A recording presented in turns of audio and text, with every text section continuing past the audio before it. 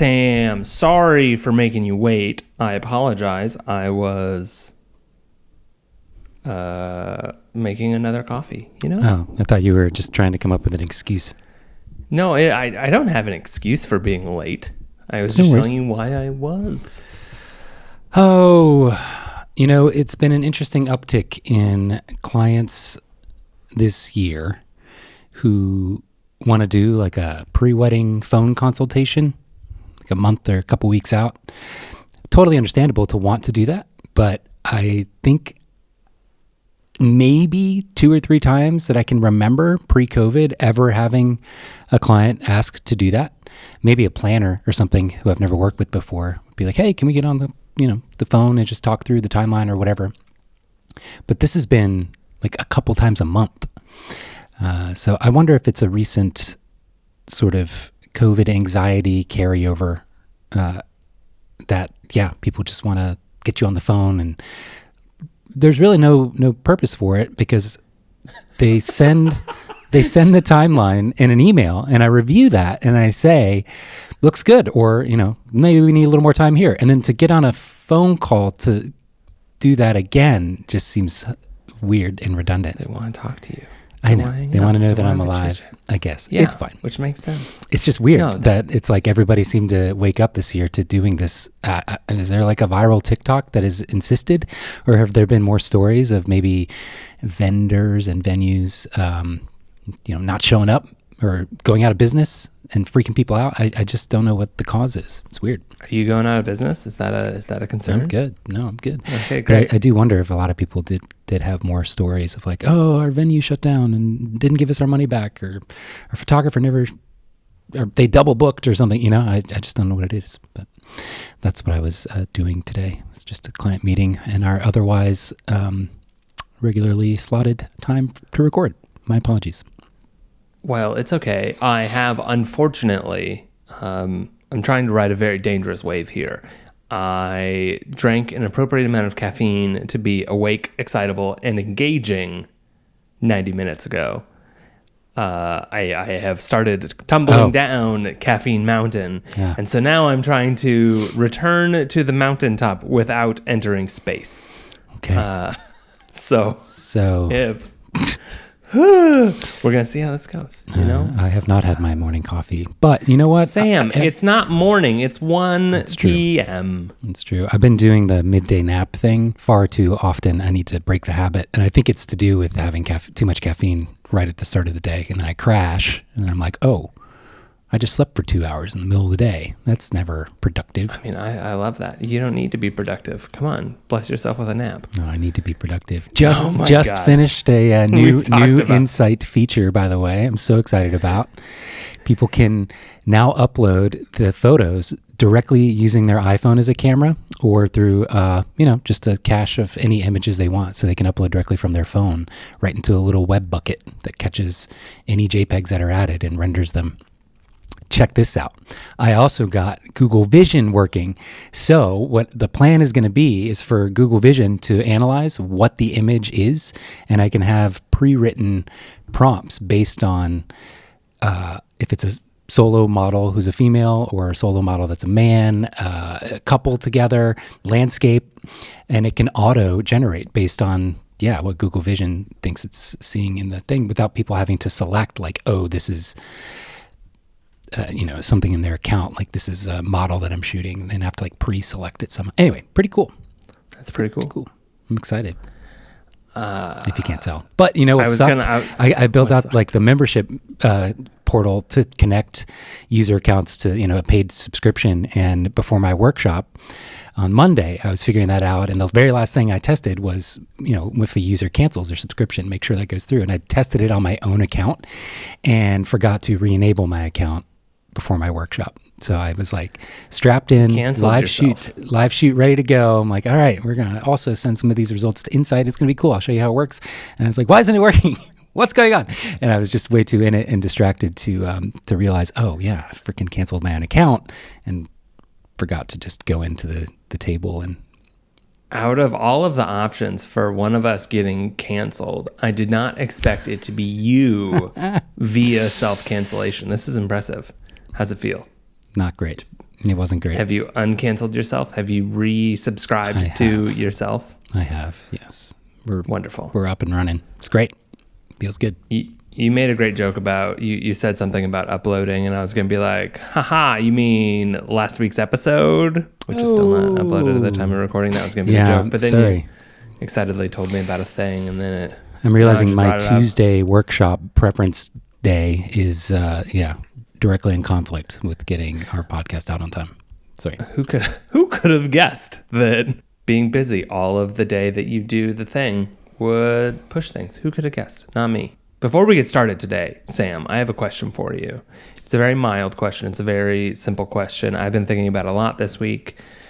And I would love to hear your thoughts just real quick, briefly, for like 2 moments, and then we'll just talk about other bullshit. Okay. Are you ready? Yes. Are you ready?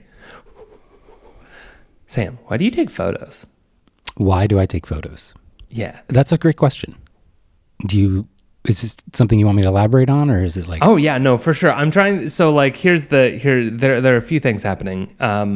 We just had our 2-year anniversary for Glass. Very exciting, wonderful time. We got some congratulatory notes, some fans being lovey in our inboxes, which is always a huge joy. If you have thought, damn, I would love to write Daniel and the product that they're running a little love note, do that. It feels incredible for us. I'll be very nice back to you. It's a very nice little feedback cycle. But like we were talking about what features we're going to be built for year 3, where we're going, what we're doing. And as you know, I'm currently still creating quite a bit of work and having a very nice time doing it. Mm-hmm. And so I'm just like, oh, what are we doing here? I've been working on a new tagline for Glass. I figured it out. I don't get to share it for another, 4 months, because that's how long it takes to, build a new website that then has the fun tagline. So that's like its own thing. And so, I'm just like curious on I'm thinking a lot about why I take photos. Yeah. Why anyone takes photos. It's an evolution of an answer, because I'm quite sure every few years I would say a totally different reason. Like I remember starting, with my first camera, a lot of it was the fun in just figuring out how this tool works and trying desperately to memorize and build an intuitive sense of like, okay, aperture, it's a smaller number, means it's a more light, it's a larger aperture, like just from a pure technical side of figuring out how a tool works was super fun. And to be honest, and I kind of missed this a little bit, I think it was a little bit more fun back when camera sensors were not as clean in terms of ISO. Like that mental calculus of having to make the trade-off of like, okay, how far do I want to push this based on how slow my shutter can or can't be, and all of that was really fun. That variable has kind of been removed now. I mean, unless you really want to capture an extreme amount of dynamic range, I don't even think about ISO until I'm like over 5,000 or something like that. It's kind of crazy. It definitely makes life easier from a professional perspective, but certainly when I started, I think it was more about just the technical aspect, and then also seeking that vision. You would see a photo from a professional photographer in a newspaper or magazine and be like, wow, that is an amazing photo, but why? I have no idea why. I'm just looking at this thing and I know that I like it, and trying to recreate that feeling with my own images of like being able to see something in it and show it to other people and they also see something in it. It was super exciting and took forever to get to. But that would, I would suppose, be kind of phase 2 of why I enjoy taking pictures. Now it's more, especially by the nature of just doing weddings, the fact that I'm directly involved in the record keeping of all of these families, which is amazing. Just the kind of historical and legacy value of where these might end up 100 years from now is very, very exciting. But I am curious how many people, I think many people do get around to printing their wedding photos, but I do think it's a shame that, for me, one of my favorite experiences is looking at my own pictures from travel and whatnot. And I was thinking about this just last week because I had these 2 digital picture frames that were Kickstarter campaigned from company called Electronic Objects. Wait, you have 2 E01s? Yeah, I do. Of course you do. They got acquired by Giphy or some company. They were dead. Meta, So Electronic Objects was a beautiful object. It was like a tall, a very nicely made digital screen, 9x16 tall, just like 20 inches, give or take. 24, I think, maybe. Super matte. Screen. Looked really nice in the sun, and you just mounted it, and you could connect it to their service, which would just cycle through wonderful GIFs or other little pieces of electronic art, and you just have that in your room, or you could set it up with your own photos. It was this really beautiful project that was probably like 8 years too early. And they did the best they could, and they had some delays, as you always do with hardware, because hardware is hard as hell. And then they shut down like 4 years ago and 5 years ago, give or take. And in that time, as they were like announcing the shutdown, Giphy bought them. Effectively did an acquire hire of 1 or 2 engineers, and just said we're going to keep the service running. And they did way longer than anyone thought. They kept it running for like 4 years. 4 or 5 years, yeah. Shout out to Giphy. But then they shut it down like 6 months ago or something like that. And then as people's stuff needed to be updated or got connected to the internet, cash ran out, whatever, people's E01s started dying, including Sam's a couple of weeks ago. But then somebody on the Reddit group of like 200 people for E01 owners created a nice little app. I didn't realize the whole thing is basically just running Android. The entire E01 is a little computer inside of it that's running Android, and you can connect a keyboard and mouse and boot into the Android OS, install this service, and life has been restored. And what's really cool is it points to Flickr, and you can have it just monitor a specific hashtag. And now anytime I just added the publish button for Flickr in my Lightroom catalog. So whenever I open Lightroom, if I want to have a photo up on my beautiful E01 display, I just publish it to my Flickr account directly out of Lightroom, and it'll get scooped up in the rotation of what's shown. And it's, I sat there, and first of all, can I just say that the generative fill feature in Photoshop Beta was so great to take a lot of my landscape-oriented pictures and format them nicely with some, rendered, but nice tops and bottoms for 9x16, which is great. But yeah, what? That's just... Well, it's nice. I took this really great landscape photo. It's in landscape, and then I made it not. Whatever, it's great. I love that. I guess in theory I could mount the E01 on its side. But yeah, essentially I maybe cropped and converted 40 images to just have in a giant slideshow on rotation randomly, and was thinking more and more about, like, it's like the process of photography isn't complete until something is displayed. It doesn't have to be printed. But even when it's just sitting in your phone and like a camera roll in your photo stream, it's still like the process of photography is not done. It's just sitting there waiting to be added to a slideshow or a wallpaper or printed somewhere, because part of the magic and reason I love and do photography is that passive versus active experience. You get both. With video, it's really not the case. It's more of you have to sit down and kind of watch it. You could have a video playing in the background, I guess, of some memory, who knows.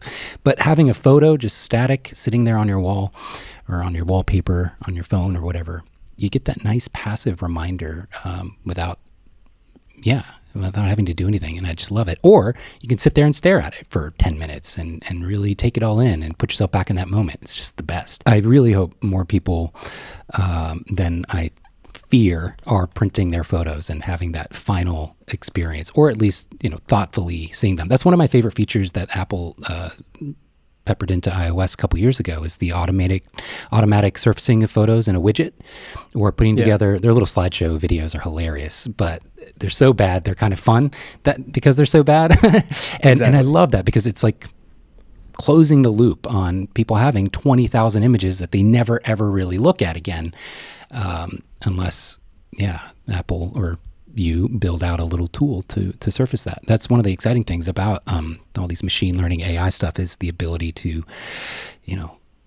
surface and recognize more consistent people in your life. When you've got 50 photos of one person in your camera roll, they guess and say, oh, you're likely to want to see images of this person. And I love that. It's really wonderful. So it's really closing the loop on everything. And it's just kind of sad to me to think about how many photos I have somewhere on a hard drive, like iCloud, that are probably never going to... I need to just sit down and take all my point and shoot pictures from college and high school and just throw them in my Apple photo stream so that they're kind of added to the collection. But people growing up now, they're never going to really have to think about it, which is kind of amazing. They have to survive, right? Like the images have to survive, right? I had 1,000 photos uploaded to MySpace, and all of them got deleted during the great accidental oopsie daisy MySpace delete, where they just lost a photo server, and that was that. And so, it was 90% of photos that were uploaded to MySpace were just gone, even though your MySpace profile is still there, buddy. That is horrifying. Woo! Do you have a dead man switch set up?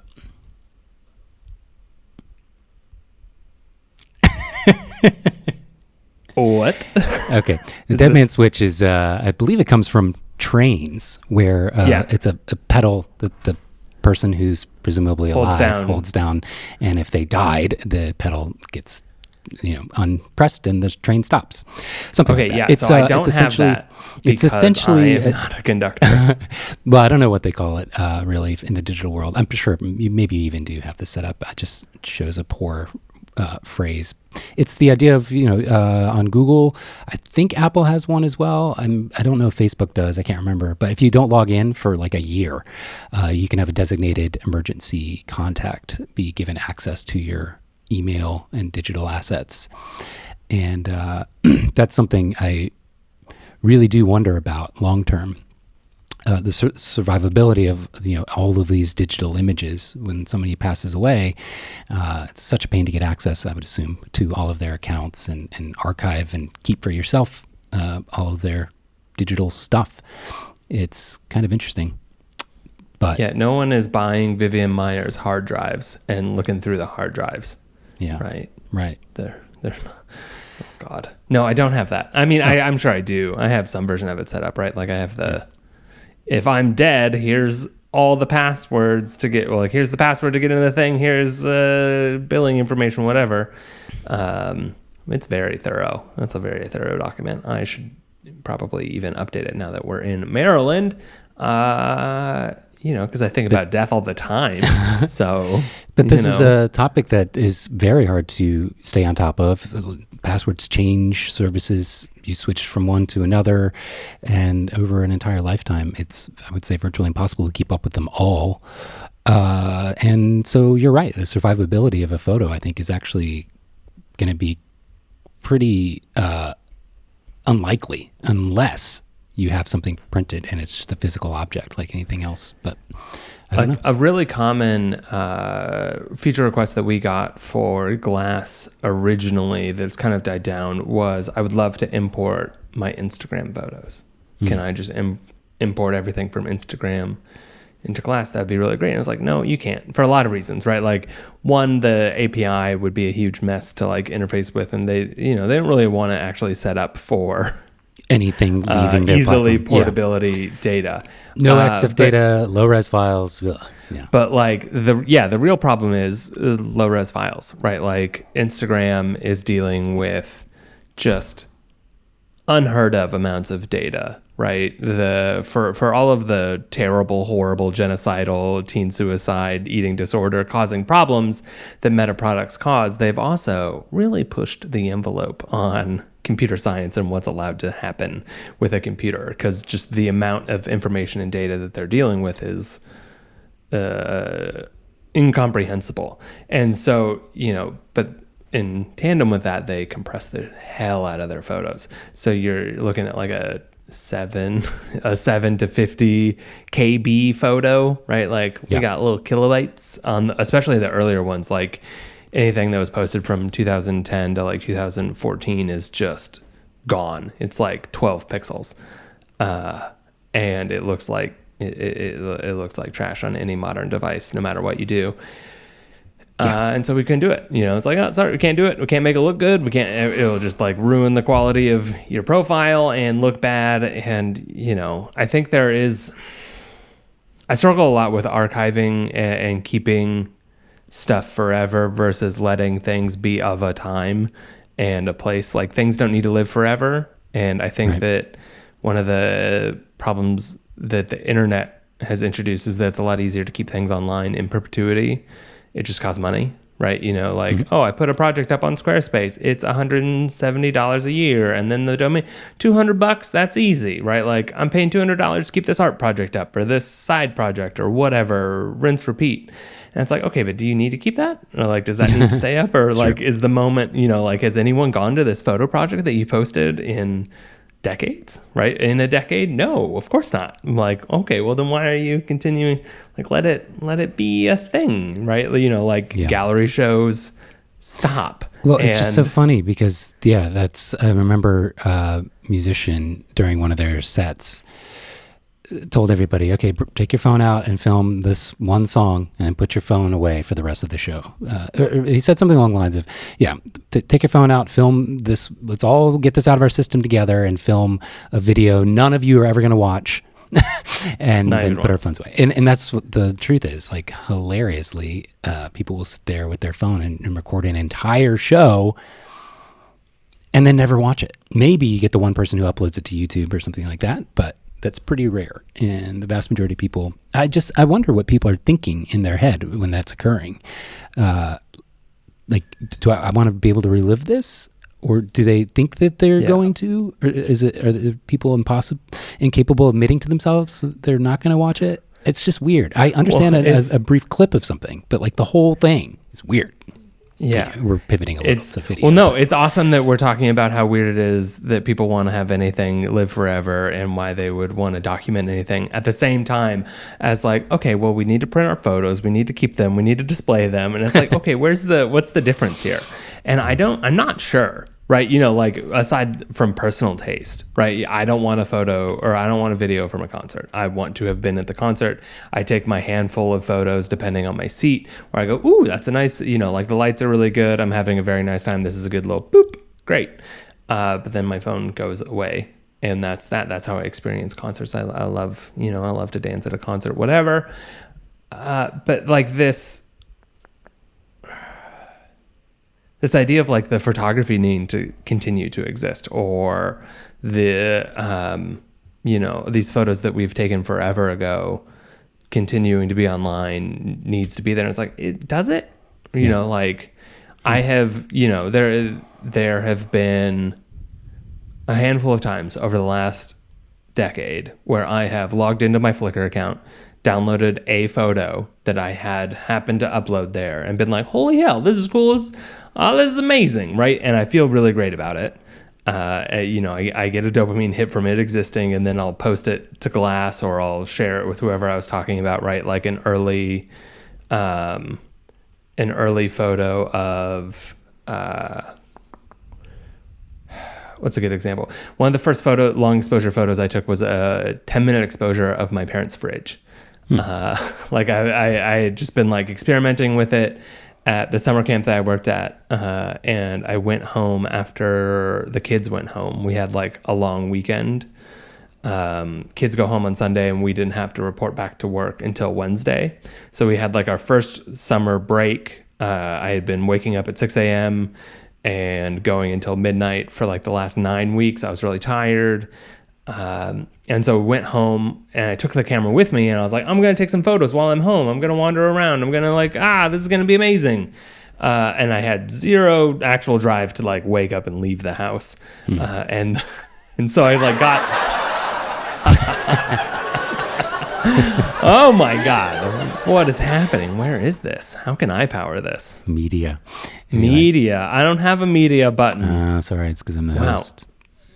It must be nice to be so powerful. Anyway, so my like compromise was I said, oh, cool. I had like ordered a remote trigger that had the button that you used to have to push down and lock into place to keep the bulb open. Early photo tools everyone buys. And the piece, and like there was the real one from Canon or Nikon that was like $80, and a piece of shit from China that was like $7 that only worked for like 3 photos, and then it would break. So I had my $7 one waiting for me. I was like, no, I'm gonna finally take a exposure longer than 30 seconds. What can I do? And I just like took a photo of my parents' fridge. And like it is a better photo than I remember it being. I had uploaded it to Flickr and been like, hey, look, 10 minutes, guys. Haha, no one's ever done this before. But then one of our members last year was like getting into long exposure photos. And I was like, hey, this is actually really fun. It reminds me of this other photo I took. I'll go grab it. And I uploaded it, and it's great. Sure. Is my life materially better because I had access to that photo? Is like their experience of the thing better? Did I need to have that? Being able to upload that? It's like, oh, that's... I guess the problem is you never know. You never know which photo or documentation of your life is going to be useful or will make your life materially better, because you can refer to it in a circumstance that it's hard to predict sometimes. I see that a lot with random pictures of guests. It's like, do I need a photo of every guest at the wedding? Probably not. Do I try to take one? Yeah, because if I do a decent enough job with that photo, it might be something that is used to represent this person in an article or some memory of that. Who knows? But I'm curious then, was somewhere in there an answer for you as to why you take photos? Or Great are you question. Still figuring it out? Thanks for asking. How dare you? Well, like one of the,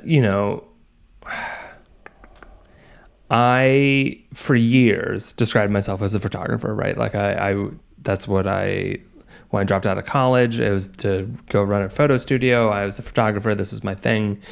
Even before that, when it was like a normal art therapy right through high school and stuff. The only thing that got me through high school was being able to run long distances and take photos. That's like all I did for 12 hours a day sort of thing, right? Like would wake up, go to school, go to work, come home, go take some photos, go for a 6 to 12 mile run, eat dinner, do homework, whatever, then edit photos, right? Like just dick around in Photoshop forever. Sometimes would go back out for a midnight run. It would be like midnight or 1. I'd be like, well, I'm still awake. Might as well just go for another run. And those two like outlets, saved my brain through being the tumultuous teen. Mm-hmm. And it was always a magical time. And like the creative process was, create intake stuff, right? Like get inspiration. At the time, that was like DeviantArt, right? DeviantArt and Flickr were like the only places to go get your weird art on the internet. Yep. I distinctly remember editing a photo to have a single golden leaf during the fall and the rest were black and white. Put that on DeviantArt like it was original and the first thing that had ever happened, right? Hell yeah! It's sad. And so, then you graduate and you keep going and you get better and you keep learning. So you like take in inspiration, you put it to practice, you get your skills, you take the photo, you make the photo, you finish the thing. But like to me, the last part of the creative process is then sharing that photo. Mm-hmm. And that has kind of broken over the last few years, right? Last decade of like the sharing has been the end goal as opposed to the final step in the process. It was like, okay, I have to share this thing, work backwards from there, as opposed to I've made something I care about, so I'm going to share it. And like that, that it goes back to the shooting for an algorithm versus yourself conversation that we've had now a dozen times. And so, I dropped out of photography. I quit. I retired or whatever. And so I like to, since then, I describe myself as a writer, right? Like I'm a writer. Mm-hmm. I write. I happen to take photos. It's a hobby, whatever, but I'm a writer. And that's not 100% correct anymore, right? Like I am I've taken more photos this year than words I have written for writing a email or a blog post or a tagline for Glass isn't the type of writing I'm talking about when I say I'm a writer. Right. And so, like the amount of creative output that I've had from photography is significantly more. It's like, okay, so maybe I'm actually a photographer too, as opposed to just a writer who takes photos or a photographer who writes. It's like, maybe I'm both, right? But sure. I'm the end process for writing is so easy, right? Like you're writing to tell a story. And why I'm taking photos, it's like, oh, that's a little messier, right? Like, am I doing this because it makes me feel good? Am I doing this to help others get better at photography, right? I've gotten a handful of messages over the last few months as I've been really pushing out work here in Baltimore, being like, whoa, this has like been really inspirational. You're taking really great photos. I really love this. Thanks for inspiring me to get out more, whatever, from members. And I'm like, oh, this makes my heart sing, but it's also not why I'm doing it, right? Like, just because someone is getting inspired by it, it's like, that's not it. It's not that. You're not doing that in the moment of taking the photo. You're not envisioning I can't wait for that email that someone's going to say this inspires them, right? To be honest, though, you touched on something super important. It's the mindset shift that a lot of people have gone through to shooting for the share and the algorithm or whatever. And it's something that I think is super damaging if you are too fixated on that, because you'll self-censor in a way.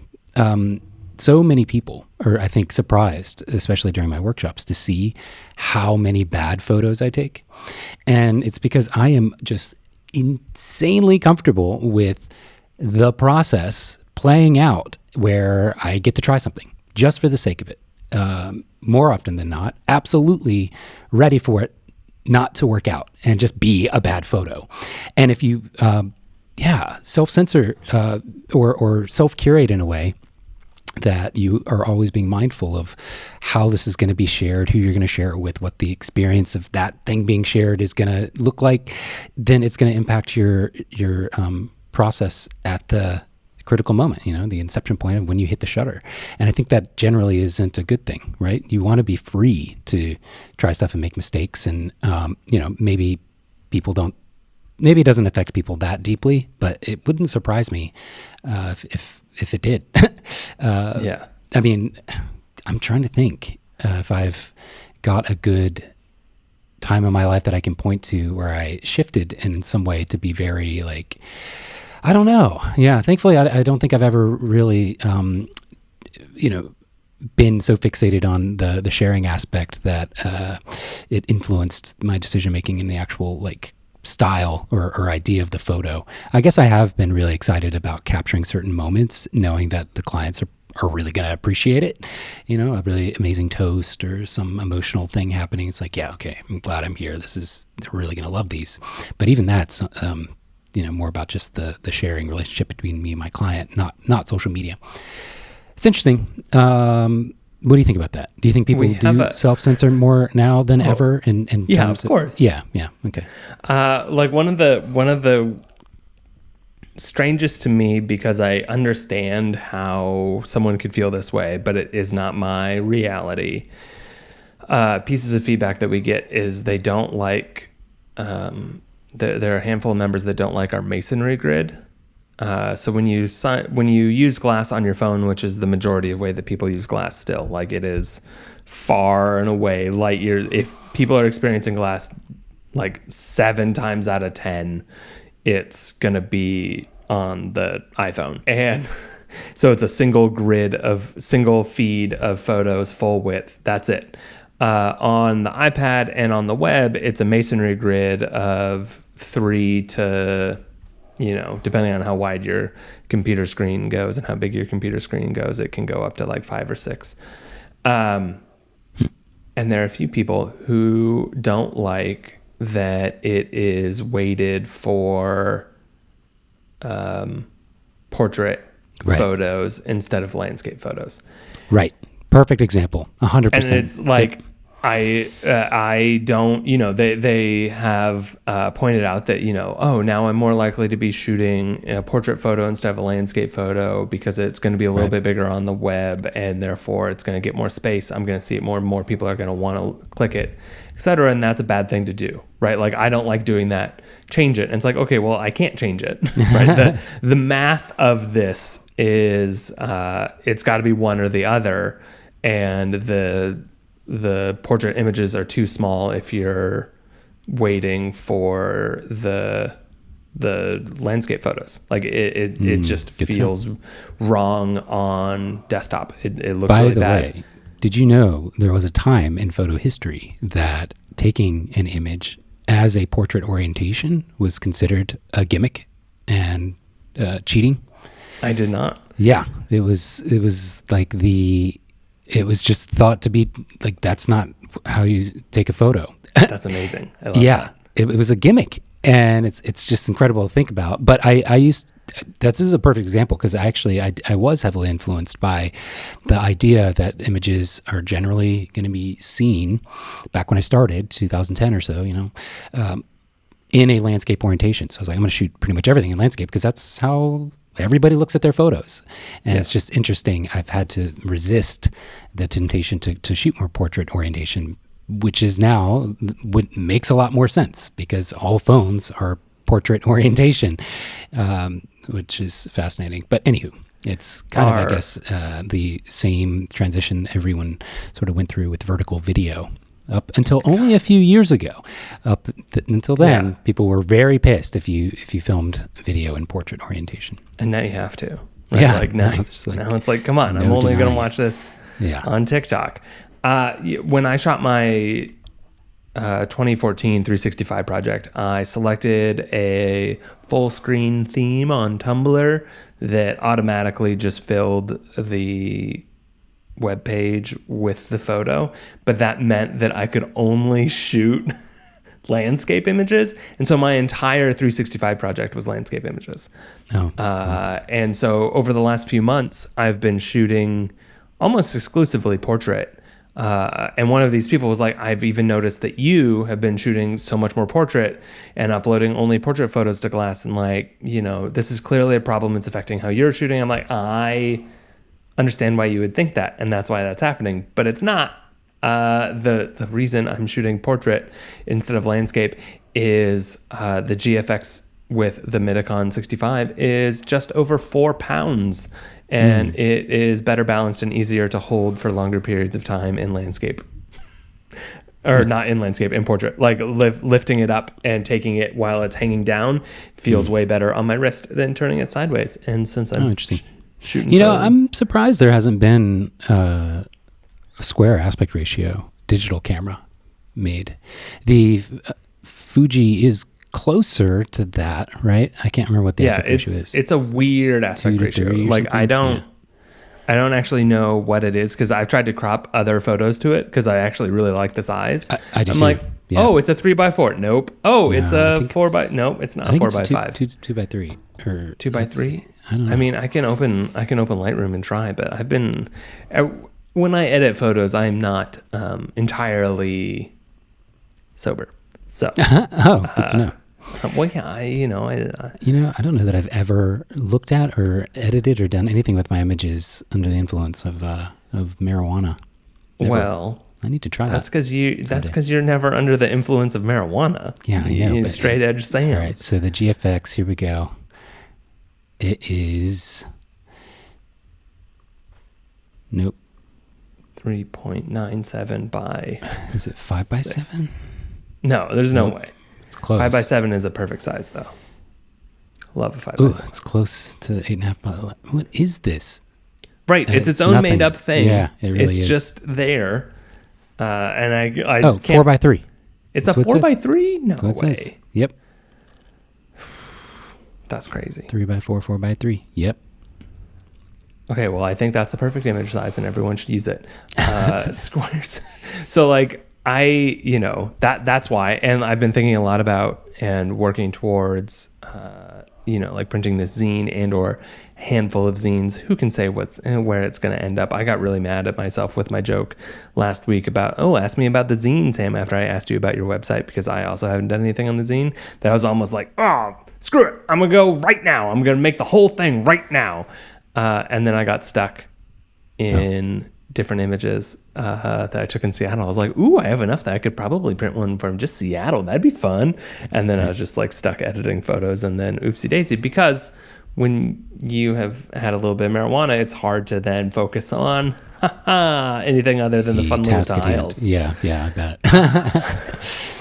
Anyway, so like we talked about this a couple of weeks ago, where like the levels of success that people are going to reach is varying, and there's no true and sure way to reach success as a photographer now, right? Everyone's advice is applicable to a point, but it's also dated, right? The stuff that worked for you, it's like that doesn't work for me. If I was to get into wedding photography right now, or if I was trying to get into even a better example would be if I was trying to get into photography education right now, the market is so much more saturated than when you started doing your workshops over the last decade. The quality of the educational materials that are being shared has dropped. Oh my God, don't get me started. I was just last night on a bit of a, $1,500 off a photography package for a marketing course. I'm sorry. Right. So but then whoever buys that is then going to get burned and never go to another photography workshop again. Exactly. Or they're going to get one tip that is readily available for free on someone else's blog. And they're going to think that photography workshops are the best. And then they're going to waste an additional, $10,000 or $20,000 over the next 5 years going to other ones trying to chase this high that they're not going to hit. Right. So like there's educational materials that are incredibly hard to vet. It's very hard to share. So true. Yep. And like the majority of your success from an educator was grinding it out in like 2012 and 2013 and 2014 when you were doing 900 workshops across every city forever, right? Like, yeah, endlessly doing workshops. That is a huge way. It's tough to price those as well in a way that feels fair.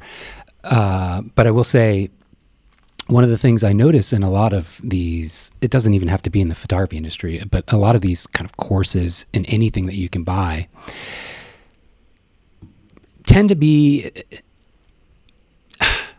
it's hard to explain. It's like they need to be upfront about the conditions that they're using as an educator to make this thing happen. So for example, how do I navigate this gently? There's a certain look in photography, right? With off-camera flash. It's very, very popular genre, but it's very much like a consistent certain look, like a lot of really ultra wide lenses, off-camera flash, really underexposed environment, and you just pop them with whatever the look is. People that shoot in that style almost always have a second shooter or an assistant or a partner who is the same person every single wedding. And so that enables a heck of a lot in terms of removing the time it would take to set up a shot, the friction involved with like communicating what the idea is.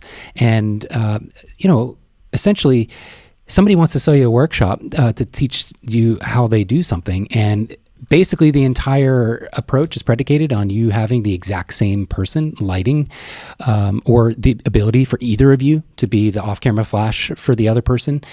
You're never going to be able to do that unless you have a partner or somebody who you hire to always be it's a huge part of the process to have the exact same person. And nobody says that when they're trying to sell you their workshop up front. And this is just one example. There's a lot that I could point to. It's very similar to people that live in inherently gorgeous, beautiful areas. It's like, yeah, all my photos are epic because I live in Hawaii, right? But let me teach you how to shoot as a wedding photographer. Let me sell you this course here. And, somebody's buying it that lives in Maryland. Anyway, that's another example, but there's countless where it's like, you know what, this is all orbiting something that 99% of people that are actually buying it won't be able to recreate or do. And it's like, I don't think you should have to buy the workshop to find that out. While I think that this is a very important point, I will not allow this Maryland slander to stand. You're right. It is beautiful. It can compete with Hawaii. Sure. Well, I wouldn't know. I haven't been to Hawaii. Oh, okay. So, we haven't done a workshop there. So there are beautiful things everywhere. But here's another example. And I see this more often now because of COVID. The elopement photography industry. People are essentially full-time professional elopement photographers. And that can be a very appealing thing when you don't, especially when you live in an area that's maybe a bit more boring visually than the Pacific Northwest or what have you. But, a lot of being able to do elopements full time necessitates you living in that area where people elope. You might occasionally be able to book a wedding as an elopement photographer where they fly you in, but that's, first of all, not nearly as profitable and just never going to happen. So, but that's another thing. It's like, yeah, okay, I can buy this workshop to learn how you become a professional elopement photographer. And what they won't say is, oh, by the way, you need to live here. You need to move to Portland or Seattle or wherever. Like, yeah, you need access to the most beautiful national parks in the world, and you need the couples who are willing to strap on hiking boots underneath their fancy clothes to hike up there. No problem. Easy breezy. And so it's like the level of success that people are finding in these places is really hard to replicate across any genre or any silo, right? Yeah. And, the level of success that someone could have doing everything correct is still variable, right? Like businesses fail all the time, photographers fail all the time at building sustainable livings from their photography. It just is what it is. It's the industry, it's late stage capitalism. It's like everything's a mess, and repeatable things are just really fucking hard to find. And so it's like, okay, well, I'm not doing this for the money, right? I'm not doing this. So why am I doing this? Is it to share? And it's like, well, no. Am I doing it to make my little books? Well, sure, but no, right? Everything is a yes, but no, right? Like none of these feel like the real reason on why I'm taking photos, other than it makes my brain go bing, right? But that's not, that's a reason enough. That's fine. Sure. Stop there. Yeah, we can stop at dopamine, but that's not the real, because dopamine goes away, right? Yeah. Like the reason that, there's a difference between getting burnt out and like leaving something and or getting used to something. Like people talk about relationships, the first 18 months of relationship is all dopamine and hooray. And then after that, it transitions into a longer term, different type of love and different type of chemical reaction, that sort of thing. And it's like, yep, that's just a biological thing. But like your creative process is the same, right? I am no longer losing my mind over taking a photo of a puddle, right? Like, so even like recently I had that, right? Like the first time I took out the GFX was right before a thunderstorm, and I took a photo of a puddle, and the composition sucked, and I didn't know how to like frame anything right, and I still took a photo, and then I like got into Lightroom and like, holy shit, I can crop in 800% and like it's still a gorgeous photo. This is wonderful. Here we go. And I was amazed by it. And so like the first week I was just like, whoa, this is so dreamy and creamy. And then for the first month I was like, I really like this. And now I'm like, yeah, this is just the camera, right? Like this is just the tool that I'm using to make my arts, and I'm getting excited about the little shadows that I notice or the little reflection or whatever. But that dopamine is gone from shooting, like it still feels great. I still love the camera, but like the joy or the surprise joy from the like pop of the camera's gone for me, right? But I'm still enjoying using it. And so it's that same version of dopamine, right? Of like the thing I love about this is not the holy shit, I got that photo. Sure. But I don't know what it is after that, right? I wonder if it's not, one thing I kind of shocked I didn't immediately gravitate to is a why. But being a photographer, almost by default, is going to hopefully make you more aware of your surroundings and appreciative of things like good light or interesting texture or amazing colors or beautiful composition in your everyday world. Even when your camera is not anywhere around you, you get to experience the world in a whole nother layer of greater detail, I would say, compared to somebody who's not, maybe, or I'm not saying people that aren't photographers can't appreciate something that's beautiful or the quality of light or what have you, but oftentimes maybe they do appreciate it, but they don't know why they like this thing. It's just, oh, it's pretty. Yeah. And kind of what I answered earlier, where, my fascination when I was 16 of seeing someone else's photo, I'm like, man, this is so beautiful. I just don't know why. How can I do this in my own work? Also applies to just looking at anything in life, even when it's not meant to be photographed. And so you do get a greater understanding and I think sense of appreciation of why something is beautiful in the moment that you're experiencing it, even if you're not taking a photo. That's a pretty cool consequence of doing photography. Yeah, that fits. Okay, never mind. That's my answer. That feels great. Nice. Thanks. We got it. And then what's really cool is when you have another friend who's a photographer and you're in like a certain environment together, even if you're not taking pictures, you can, surface all kinds of interesting conversational aspects of like what to talk about, just by talking about the natural light in a room or, whatever it is. It's really cool. I wrote about it in last week's Glass Weekly newsletter, I think. But I had this wonderful moment during one of the meetups where I was talking with someone. And I said, "Ooh, hang on a second," and like went to take a photo, and they were like, "What are you?" I'm like, "Do you not see? This is amazing!" Yeah, and I was like thrilled, and they were like, "What are you? I'm not seeing what you're seeing." That's and such a fun experience, right? Was like, ooh, and my heart jumped through my chest. And then, I took the photo and I showed them and they're like, "Oh yeah, that's really great." Anyway, and I was like, no, appreciate this more. But like that little ride of joy was, some serious stuff. Yeah, I think my real answer is like I like taking photos and I take photos because I like how my brain feels throughout the day, not just while I'm taking photos, right? It's not a I don't want to say it's like, it's like a nice little medicine for my brain, but it kind of is, right? Like it's a form of meditation for me. It allows me to take a nice walk, see some really gorgeous things where other people wouldn't.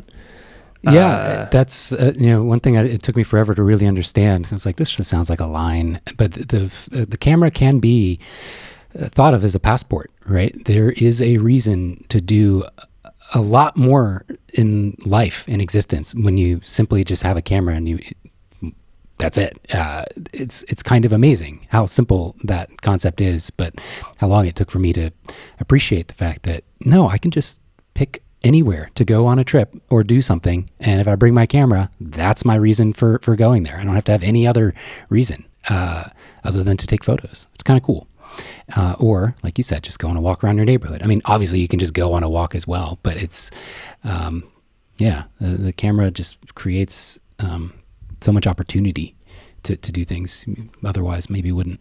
I also prefer my pace when I'm walking with a camera versus not, right? How does that differ? Well, like when a great example would be today, Elise and I are going to a brewery to have a happy hour and some dinner. You're welcome to come, by the way. And it's going to be a nice little, it's going to be a nice little stroll. And on the way there, I'm meeting her there because she has like a errand that she's running, and then she'll go there, and I'm going to walk over by myself.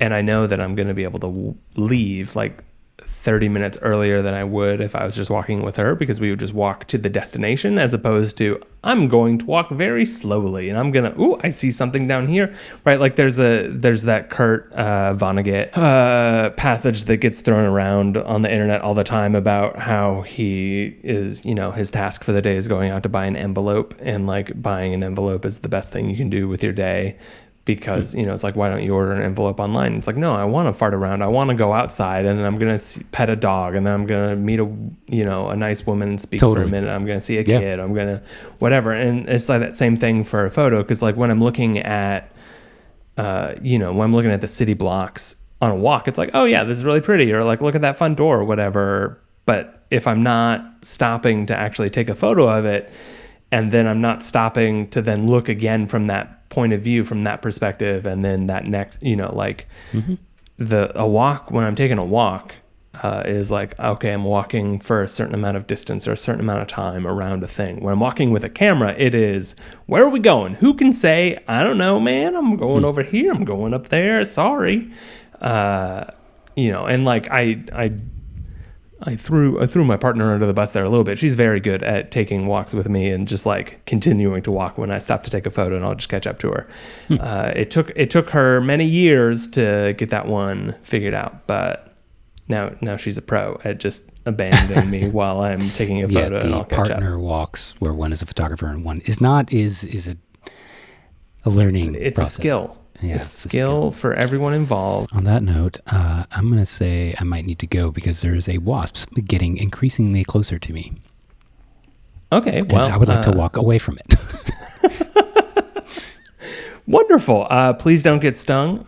I appreciate you as always. Maybe I'll see you in a minute. Who can say? Ooh, who can say? Wait, did that? God. It did. Yeah. Appreciate you. Of course. I appreciate you.